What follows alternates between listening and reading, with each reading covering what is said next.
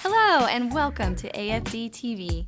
I'm Bree and I'm here with Dr. Sam with America's Family Doctors. Today I'll be asking Dr. Sam some of your questions. Thanks, Bree. I'm excited to answer our viewers' questions. All right, let's get started then. Our first question comes from Elaine in Spring Hill. She wants to know if fasting has positive benefits to one's health. That's a great question. And fasting is wonderful for our health as long as we do it in a good, healthy way. Number one is we want to make sure we drink enough water. Also, make sure we have enough fiber.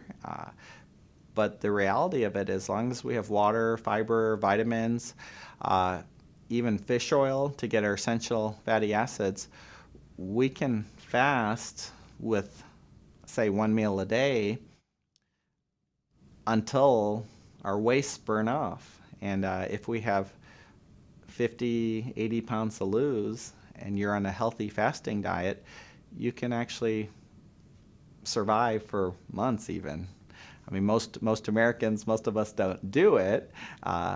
Fasting for a prolonged time traditionally ends up being our body's response to famine on the outside, and these days we're relatively in days of excess. However, as we all know with history does repeat itself. And, you know, just like we've had gas shortages, we could have food shortages.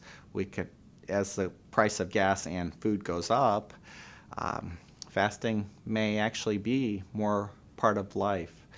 A lot of countries where fasting is part of life, one of the big reasons is so everyone gets to eat something. So that's why we almost take turns with fasting.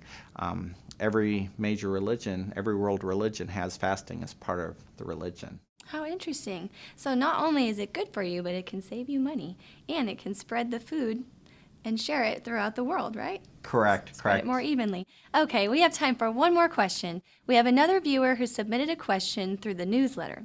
Kathy Jones of Hermitage. Kathy wants to know, when it comes to buying organic food, what's the most important food to buy if you can't afford it all? Because we're all on a budget these days. That's a great question. And for me personally, the only organic food I buy is apples. If you Google the Dirty Dozen, and we could provide information too, it shows the 12 most common fruits and vegetables that have the most pesticides in there, and apples tends to be one of them. Everything else on the list I personally don't eat as much, so I just buy organic apples, and I'm happy with that. Great. So if you don't have an apple tree, buy organic apples. Thanks, Dr. Sam. That's all the time we have. We'll see you next time. Thank you.